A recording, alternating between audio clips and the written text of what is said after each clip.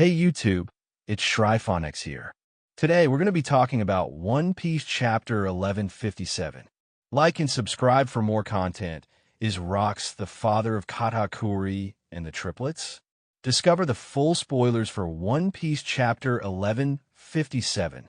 In the previous chapter, we witnessed the early rivalry between Garp and Roger, and possibly meet Luffy's mother. One Piece Chapter 1157 is titled Legendary Bar. We return after a long hiatus with Volume 39 of the Oni Child Yamato's Golden Harvest Surrogate Pilgrimage. Yamato visits the grave of the hero who sacrificed himself to fight Kaido, which is where we left off in Volume 39. The caption reads, "To protect the town, he fought against Kaido but died without even leaving a corpse." Editor's note: the Rocks Pirates are formed. The era of Rocks continuing from 44 years ago, we enter the international charity Union Temple, Fat Colony. Ochuku and his team of Rocks Pirates steal money from the temple, intending to use it for the less fortunate children and orphans. However, Charlotte Limlin claims that the head monk is deceiving them about the money's origins. Suddenly, a din mushy calls, either from Kaido or Edward Newgate, instructing the others to bring down the last lift as they're still trapped below. Shiki throws a bomb underground, causing an explosion that engulfs the entire area. Shiki expresses their newfound wealth, stating that they now have even more loot. The head monk is furious that the Rocks Pirates have discovered that the temple wasn't actually collecting money for the less fortunate. He demands that iron bars be brought down to lock the temple down. Seeing this, Limlin attempts to destroy the door, but Newgate uses Shima Urashi, the technique he employed in Marineford. With his Gura no Mi powers, he grabs the air, causing the entire island to tilt. Kaido, Newgate, and Kyo emerge from the wreckage. Seeing this, the 17-year-old Kaido expresses his desire for a devil fruit power. However, Newgate warns him to be cautious, as the power will be a permanent part of him. Yes, Kaido, no one wants to be a human jacket unless they're a freak, Kyo says. Kyo asks who betrayed them. Shiki appears, floating up and confirming that the Fua no Mi is canon. This enrages Kyo, and they engage in a fierce fight. Rocks urges his crew to stop their foolishness and asks if the treasure is safe. Ganzue assures him that it is. John points to the sea filled with Marines surrounding them, prompting Rocks to call for a retreat. Newgate is surprised that they arrived so quickly, wondering if their plans were leaked. Rocks changes orders, instructing them to attack and plunder the Marine ships. The narrator then recaps their crimes. In just 2 years after the formation of the Rocks Pirates, they committed a staggering 16 assault incidents, sank 76 ships, burned 14 ports, destroyed 5 towns, toppled 1 country, violated 3 special cases under Article 18 of the World Law, and had 25 cases of erased criminal records. Despite sailing the same sea with a future pirate king, Gold Roger would later become, these few years mark the beginning of the era of Rocks, a period of immense power and influence for the Rocks Pirates. The wickedness of the world government, our journey takes us to the island of Enishi, where Harald's ship encounters a confrontation with world government ships holding hostages. The agent instructs the unaffiliated Elbaf to leave. The world government explicitly states to Harald that unaffiliated countries are considered lawless zones by them, and the people residing in such countries lack any human rights. This justification serves as a pretext for any intervention without regard for sovereignty, a concept that seems to be absent in the One Piece world government. Harald pleads with the world government to release the people on the ship, emphasizing that during a famine, their nation had provided aid to Elbaf, and the giants owe them their lives. The agent warns Harald that while Elbaf is a candidate for affiliate nation status, assisting an unaffiliated nation could jeopardize their chances of affiliation. It is astonishing how the world government openly commits war crimes and even takes people into custody.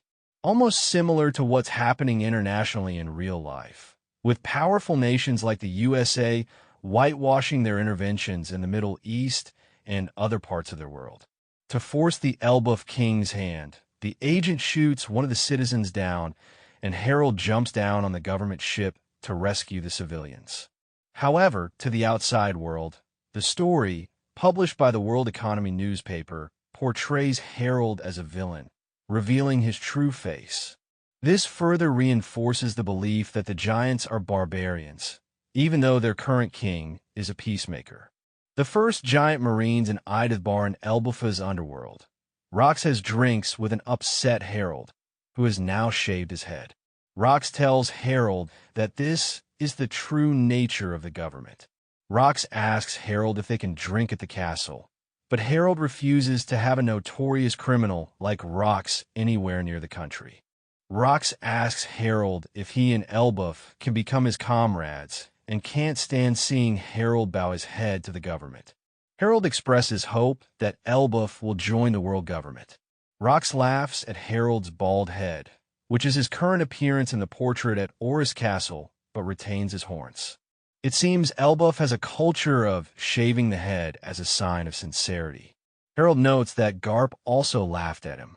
Rox shows respect for Garp, who despises the celestial dragons and doesn't strictly follow orders, and is surprised why Garp isn't already a pirate. Harald believes that every organization has its flaws, but he sees the Marines as a genuine military force dedicated to justice that assists ordinary people. As a result, Harald intends to strengthen the Marines' ranks, starting with John Giant, all in an effort to make people perceive Elbaf as a benevolent nation that will provide assistance to its citizens. Rox asks Ida to persuade Harald to join him, but Ida responds that if Harald were his child, he would advise him to choose his friends wisely, which angers Rox. Outside Ida's bar, Kid Hadridin, Kid Matto, and Loki are gathered. Matto reluctantly hands Loki a drink. By the way, Kid Hadridin is underage as a giant. Meanwhile, at Marine headquarters, then Admiral and future Commander-in-Chief Kong opposes Harald's proposal to recruit giants. We witness that even someone in his position holds prejudices against other races, albeit on a more cautious note. He suggests that giants can crush nearby humans while they sleep and pose a threat to anyone who provokes them. However, this is merely what he has been told. Vice Admiral Gar proposes placing the giants in a separate squad to prevent such issues. Marine Vice Admiral and future Fleet Admiral Sengoku admires Harald as a sincere individual attempting to alter the course of Elbafa's history. I suppose the baldness is at work here.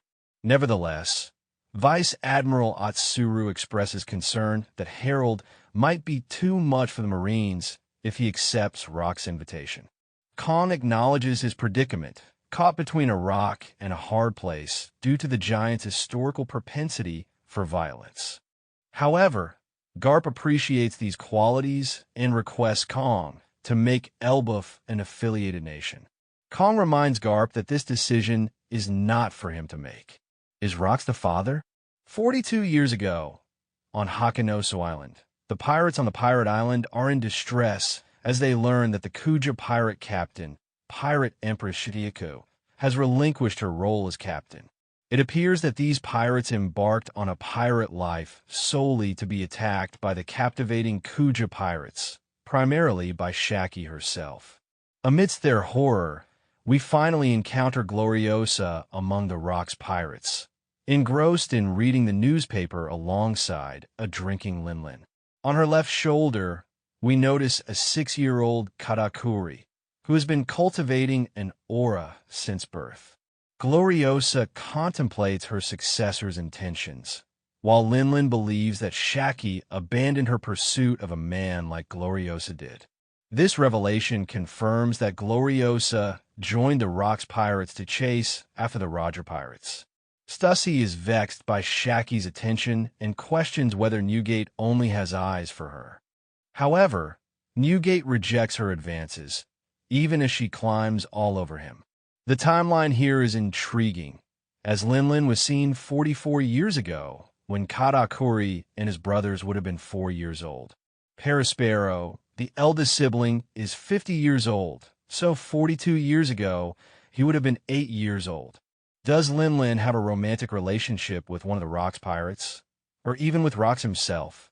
Considering Rocks is around or close to the same age as Roger, Garp, Rayleigh, and Gabon, who are nearly 80 years old in the present day, and Linlin is currently 68 years old. It's a significant age gap. However, One Piece is not unfamiliar with such relationships. But then again, how did Linlin manage to conceive so many children during the Rocks era? It's more likely that any random Rocks pirate could be the father, and she may have had relations with other pirates on Hakanosu while she was in the crew. After all, they're all scoundrels. Hakanosu was recently conquered by Rocks, well after Katakuri's birth, but it's possible that Linlin had relations with Rocks or the others even before joining the crew. After all, Linlin might have been won over during a Davy backfight and joined the crew 45 years ago. Some have suggested that Achiku could be Perispero's father, given their similar appearances. However, this angle could also mean that Caribou and his brother Koribu are Perispero's half-brothers as well. Ganzue also resembles Opera and his quintuplet siblings, according to some fans. There are some ideas to support this, as we see a panel later in the chapter of Rocks having a forked tongue. This could be a mistake, a gag detail, or a clue to Rocks being of mixed heritage, possibly with an eel fishman, which could explain Katakuri's mouth resembling a pelican eel. As we will see, this theory becomes a bit more loose once we consider who Rocks will be interested in by this point.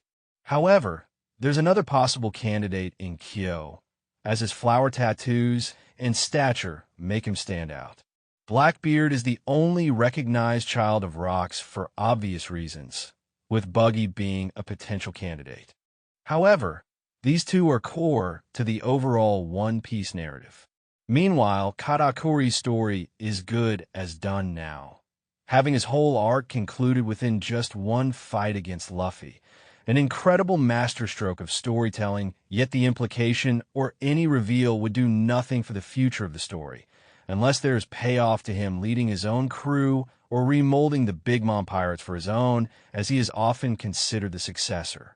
Besides that, Oda makes clear cameos for Katakuri, such as when he watched Vegapunk's broadcast, so he has potential to make a comeback, but his lineage would be the least important thing involved, as Blackbeard and potentially Buggy are more relevant.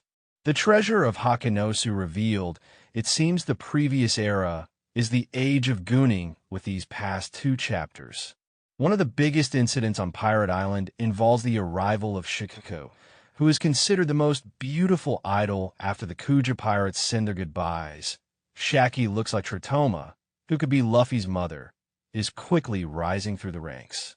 In just 3 years, the Kuja pirates have lost 2 empresses, but it seems like Shaki is not doing this for a man, but for herself.